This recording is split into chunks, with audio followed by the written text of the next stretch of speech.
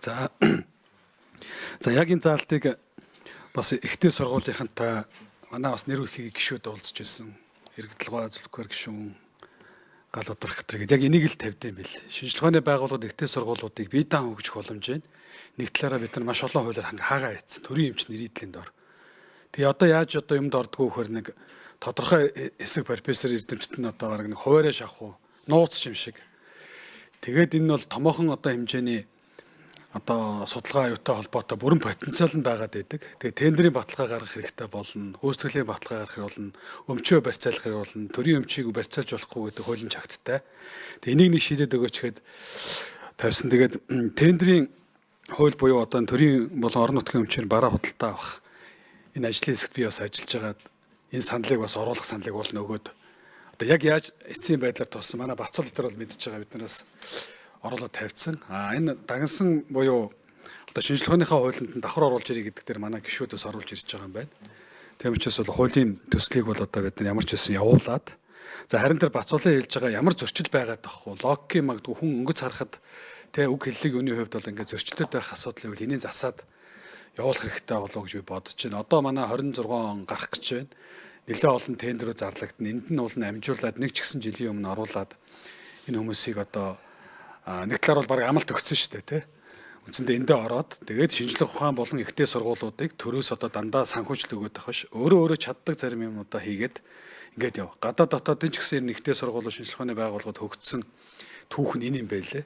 Тийм учраас энэ хүмүүсийг бол одоо бид нар бол одоо хэд өндөр цалин бол өгч чадахгүй. Магадгүй бид нар бэлдсэн шинжлэх ухааны ажилтнууд ихтэй сургуулиудынхаа одоо чадaltaй мэдлэгтэй хүмүүсээ гадаад дотоод руу өөр салбарууд руу алдах юм эрсдэлтэй юм бэл. Ингэснээр бол одоо манай боловсролын салбар одоо эрхчил боловсролын жил болж байгаатай холбоотойгоор одоо зөвхөн одоо боловсролын салбарын бие даан хөгжих нь боломжуулцааг нь бол одоо энэ хуулийн дагуу хийгээд явуулъя гэдэг ийм саналыг бол бас хэлмээр байна. За тэр даатгалын болон яг бусад тэр хөнгөлөлт дэмжлэгээр хийж байгаа юм зүйлүүдийн нэгтгэхэд магадгүй одоо худалдаа авахын хуульчнаас давхар удахгүй орох байх. Гэхдээ энэ заалт нь бол төрүүлээд явж исэн дээр болоо гэж бодож байгаа. Магадгүй нь худалдаа авалтын хууль өөрөө том учраас маш олон зүйлийг нэг хуулиар зохицуулах гад галтай хууль учраас удаж магадгүй гэдэг бол ийм болгоомжл бол байна.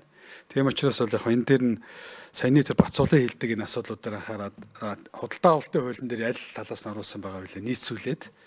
Тэгээ гол ерөөсөө шалтгаан ерөөсөө тэр тийм үү.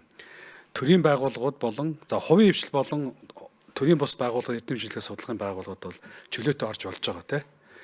Гэхдээ зүгээр ингээд нөгөө баталгаанаас нь хөнгөлнө гэдэг энэ зүйлийг харин төрийн өмчийн байгууллагууд нь ямар ч баталгааны хөнгөлөлтөд чөлөөлөгдөд нөгөө хувь болон төрийн бусууд нь чөлөөлөгдөнө гэдэг үгний нэг юм дээр наан цааны байгаад байгаа шиг байна. Тэгэхээр энэ тал дээр бол би анхаарад шийдчихвэл нэгтэй айхтар зөрчил гарахгүй болоо гэж бодож байна. Тэгээд шинжлэх ухааны байгууллагууд ихтэй сургуулиуд маань одоо цалин хөлсөө нэмэгдүүлэх, нийгмийн хамгаалалт шийдвэрлэхээр одоо үндсэндээ баг ихтэйдүүд бол оюутныхаа төлбөр дээр л тавьдаг. Тэгээ биднийг очихоор цалин нэмээд өгөөч гэдэг. Бид нар нөгөө талдаа оюутны төлбөр нэмж болохгүй гэдэг ингээ хайчдаг тийм учраас бол энэ тал нь бол цаана айгүй олон одоо энэ ихтэй сургуулиудын чадвах мөн нийгмийн асуудлууд за шинжлэх ухааны байгууллагууд өөрсдөө одоо орлогоо олоод цаашаа хөгжөөд явахын боломжийг нээж өгөх ийм чухал бас одоо хуулийн заалтууд байна. Тэгээд юуны хувьд бол үзэл баримтлалын юуны хувьд бол дэмжиж байна. Тэр үг үсэг дагаж гарч болох одоо зарим нэгэн зөрчлийн юм засаад явчихд бол болох болоо гэж бодож байна. За баярлалаа. Бом учрах шүү.